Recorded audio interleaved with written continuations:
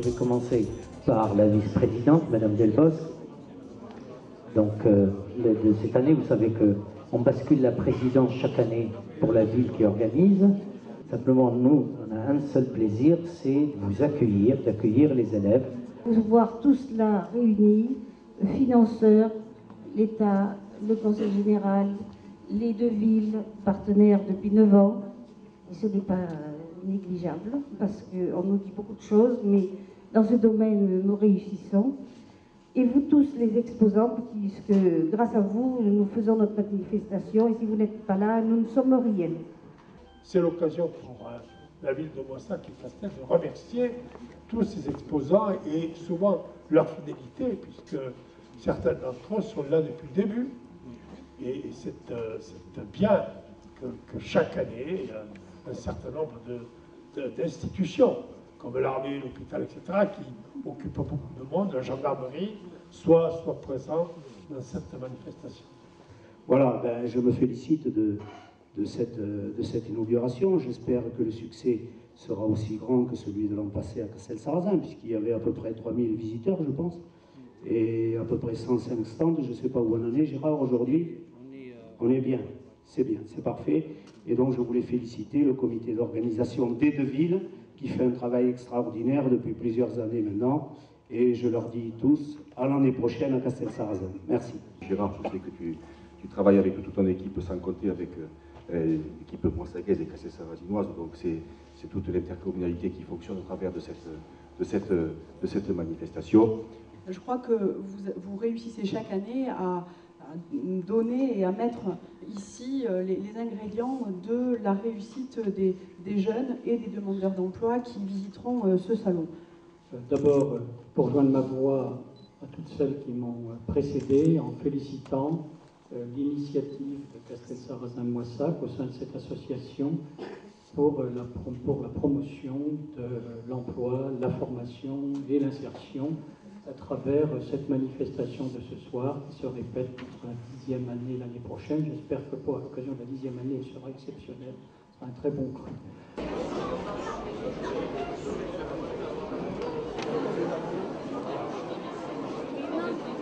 BAFA, brevet d'aptitude à la fonction d'animateur.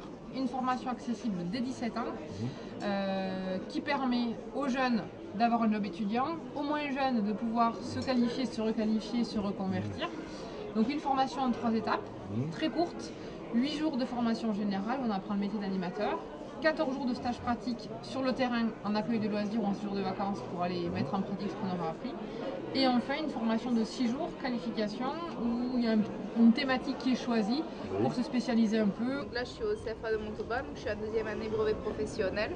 On a passé le CAP pareil là-bas, au CFA de Montauban. Et là on passe l'examen fin mai, début juin en fait.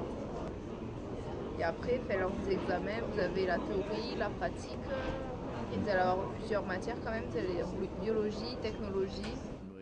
Et après, en pratique, vous avez tout ce qui est défrisage permanent. Après, il y a 2 spécialités, coloriste et visagiste. Mais en fait, le BP il va changer et vous allez avoir les 2 spécialités qui vont être ensemble.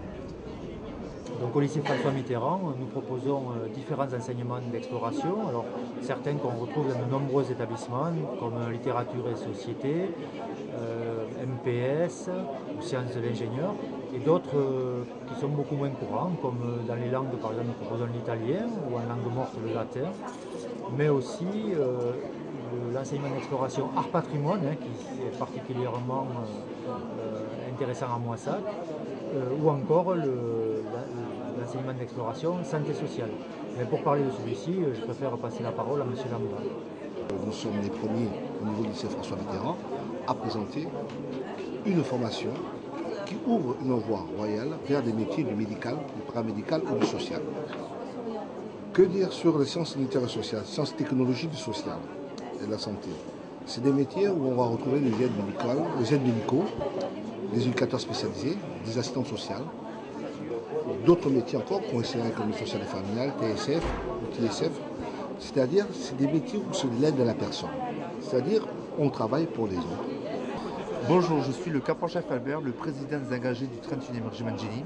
Je suis actuellement sur Moissac au forum de l'information des emplois, où j'ai l'honneur pendant 3 jours de présenter le 31e régiment de génie dans toute sa splendeur, entre autres dans son aspect d'origine, donc le déminage, les différentes compagnies de spécialisation, donc énergie, bâtiment, infrastructure et bien sûr travaux publics, où là nous pouvons rencontrer les jeunes de collèges, lycées et universités, où là on peut les orienter sur différents engagements de notre régiment. Donc lié à ça, nous pouvons directement prendre contact avec le service de recrutement du régiment, qui est situé juste derrière moi, au 05 563 32 87 11. Merci beaucoup. Bonjour à tous, donc moi je suis l'adjudant-chef Péris, je suis conseiller en recrutement au CIRFA. Donc le CIRFA, ça veut dire Centre d'information et de recrutement des forces armées. Je suis entouré donc de la Légion étrangère et du 31e régiment du génie qui est stationné à Castel-Sarrazin. Tout le monde le sait. Voilà, alors pour rentrer dans l'armée de terre, parce que moi je suis de l'armée de terre, donc je ne parle plus du recrutement de l'armée de terre, il est évident qu'aujourd'hui nous avons un public un peu jeune. Car nous pouvons proposer des petits stages de découverte à partir de l'âge de 16 ans. Donc aujourd'hui nous touchons une population qui a 13-14 ans. Et ensuite il faut savoir que vous pouvez déposer une candidature à partir de l'âge de 17 ans, pas avant. Je suis aussi très féministe, donc je préciserai qu'il y a 11% de femmes dans l'armée de terre. Les femmes dans l'armée de terre occupent les mêmes postes que les hommes et ont les mêmes responsabilités. La qualité du Réfi, c'est qu'on a un dialogue directement avec le personnel et nous, ma média, on n'a rien à voir là-dedans. Alors Dorian, effectivement, il a 14 ans aujourd'hui. Donc à ce jour, je ne peux rien lui proposer. Et comme j'ai précisé tout à l'heure, effectivement, à partir de l'âge de 16 ans, donc je rappellerai qu'à 16 ans, le recensement est obligatoire. Donc c'est juste une aparté, parce qu'il y a encore des jeunes qui ne le savent pas. Donc à 16 ans, vous devez vous faire recenser à la mairie de votre domicile afin de pouvoir effectuer après la journée du citoyen. La journée du citoyen s'appelait avant la journée d'appel. Donc tous les jeunes sont passage obligé de cette journée. Pourquoi? Puisque si vous ne la faites pas, vous ne pourrez pas passer d'examen, de concours, le permis de conduire. Voilà. Donc c'est obligatoire. Dans le jour où vous recevez la convocation, il faut y aller. Donc pour revenir à Dorian, effectivement, le jour où il aura 16 ans, il peut venir prendre contact avec nous. Et là, on pourra lui programmer une petite semaine qui s'appelle période militaire découverte. C'est des stages dans des régiments où, effectivement, puisqu'on a le 31e régiment du génie avec nous, il y a régulièrement aussi des périodes militaires découvertes au 31. Ça permet à un jeune de découvrir pendant une semaine, habillé comme nous, en treillis rangers, et de voir les particularités du métier. Et après, Dorian, après donc la semaine, tu continues tes études, et là on étudiera ta candidature en fonction de l'examen que tu auras au moment où tu viendras nous voir. Donc, je suis le sergent-chef Ravelo du poste de recrutement de la Légion étrangère à Toulouse. À savoir, le poste de recrutement de la Légion étrangère à Toulouse s'occupe du recrutement pour la Légion étrangère en Midi-Pyrénées et Limousin, ce qui nous fait à peu près 10 départements. Et la Légion étrangère, qu'est-ce que la Légion étrangère? C'est ces fameux képis blancs qui défilent le 14 juillet en dernier. Hein, vous avez pu les voir le 14 juillet. Et c'est une unité combattante avant tout. Donc notre recrutement est basé sur des garçons, puisqu'on ne recrute pas de filles, des garçons qui aimeraient savoir qu'est-ce qu'être un combattant. Voilà. Pour défendre la France en tant que combattant et les intérêts de la France à l'étranger. Le 31e RG de Castel-Sarrazin effectue des manœuvres de franchissement de rivière sur le Tarn au pont Cacor.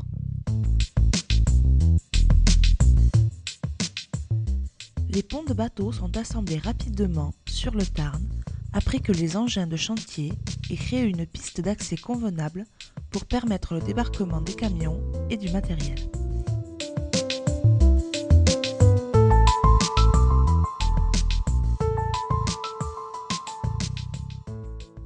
Alors, il ne faut pas tout mélanger, il y a des lycées militaires, d'accord?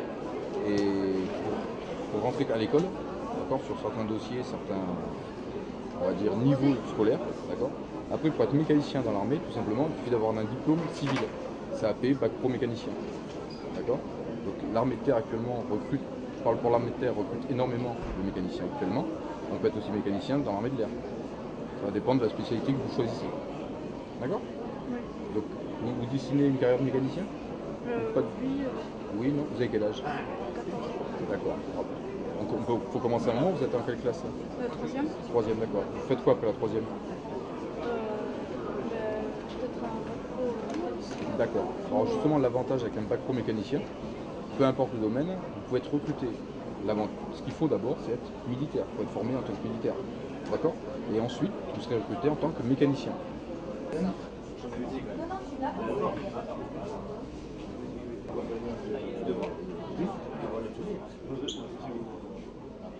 Donc moi je suis Kenny Armac, le prévôt de la maison des compagnons à Albi, le responsable de la maison des compagnons. Je suis moi-même compagnon charpentier. Je suis issu d'un CAP charpente à la base, puis d'un Tour de France pour me perfectionner.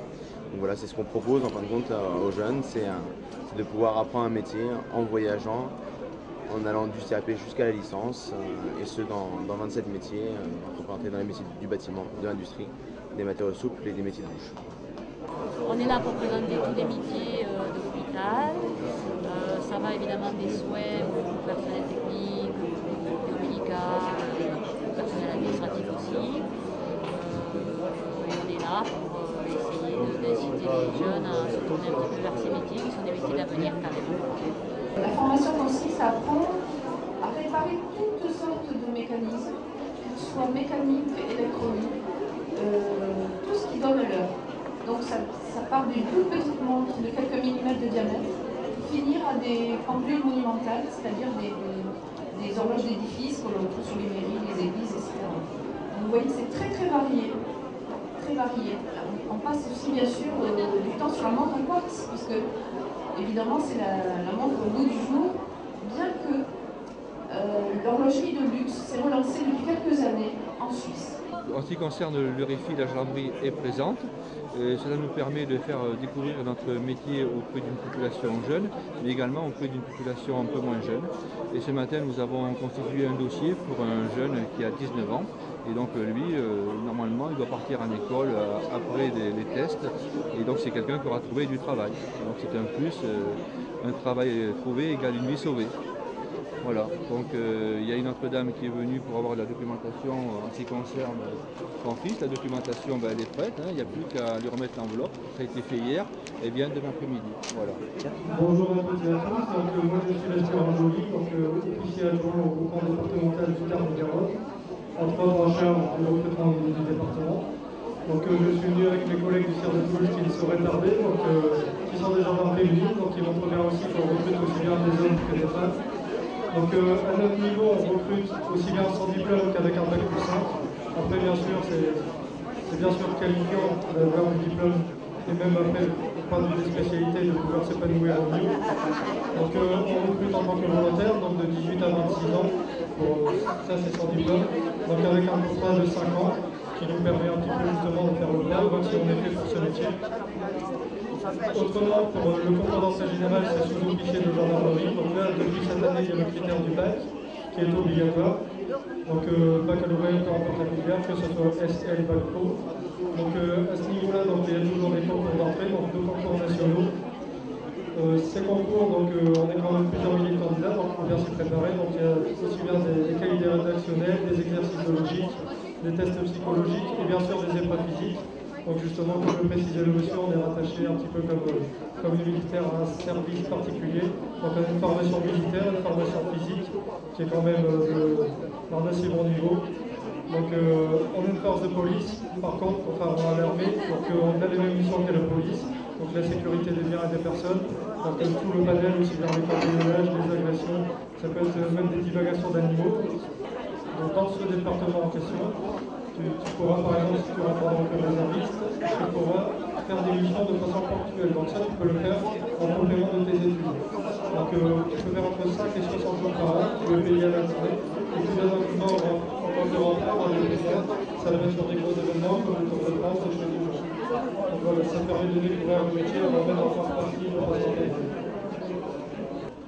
Moi, ce qui me concerne déjà, la diversité du métier, voilà, c'est un métier d'action et les journées ne se ressemblent pas et ce sont des missions très intéressantes et on travaille en fonction de l'événementiel. On est dans un milieu militaire, forcément on travaille dans un milieu très masculin, à savoir que la gendarmerie possède quasiment entre 20 et 22% de femmes. Donc on est l'arme la plus féminisée.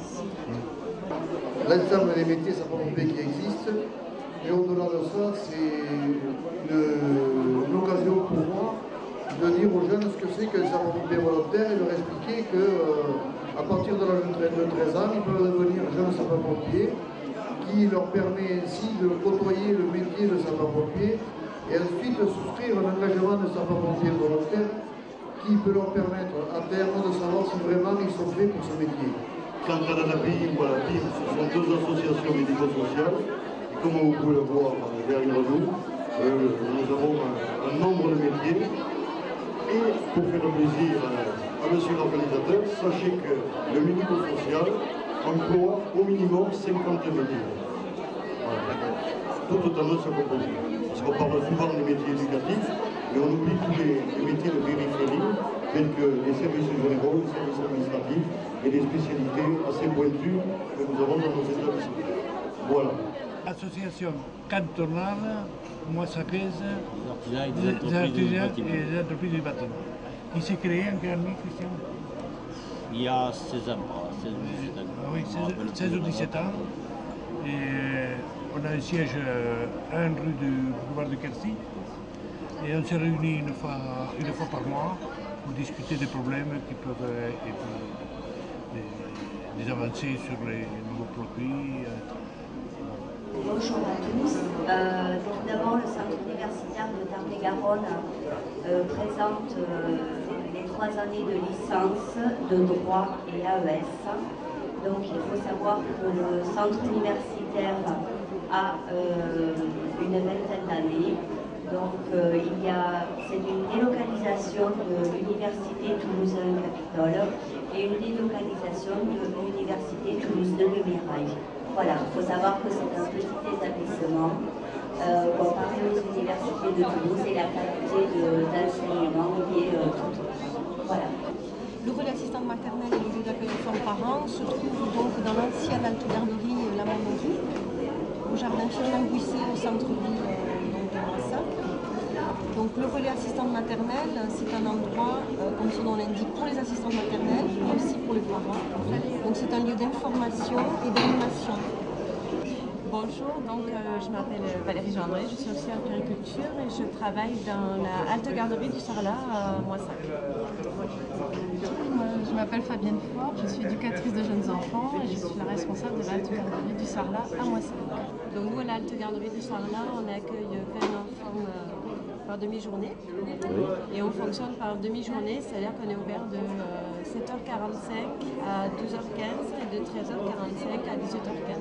On accueille donc les enfants et au long de la journée, on met en place des activités pour eux qui passent un moment agréable. Et donc on fait des activités qui sont variées, comme on en a mis quelques exemples sur les photos derrière. On peut faire des activités plutôt manuelles ou préparées. Des sorties. Par exemple, en fin d'année, on va souvent voir un zoo, une ferme animalière. Après, on est allé visiter le salon du chocolat. Ah oui. Voilà. Et on a été aussi cueillir du chasselas sur les coteaux de Moissac. Prothèse d'accueil. Être sociable. Patiente. Diplomate. Voilà, c'est les principales qualités. Le CFA, l'école de Montauban des apprentis.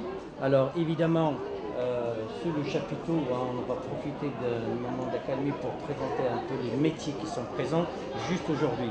Alors on reconnaît assez facilement, donc, bien évidemment, la mécanique automobile avec toutes ses composantes. Nous avons un fabricant bien évidemment tout ce qui est sonnerie, tout ce qui est bois, charpente,ébénisterie. Par exemple, le CEPA de Montauban, puisque c'est le deuxième pôle de formation dans le Midi-Pyrénées, après Toulouse, c'est Montauban. Qu'est-ce qu'on peut dire, monsieur, quand on a deux jeunes garçons et filles, c'est formidable ce matin, qui ont déjà trouvé un maître de stage? Il faut simplement les féliciter parce que c'est pas évident de la conjoncture actuelle avec les donc c'est une démarche personnelle, parfois qu'ils doivent faire. Et là-dessus, je peux que les féliciter de leur enthousiasme sur leur projet d'avenir.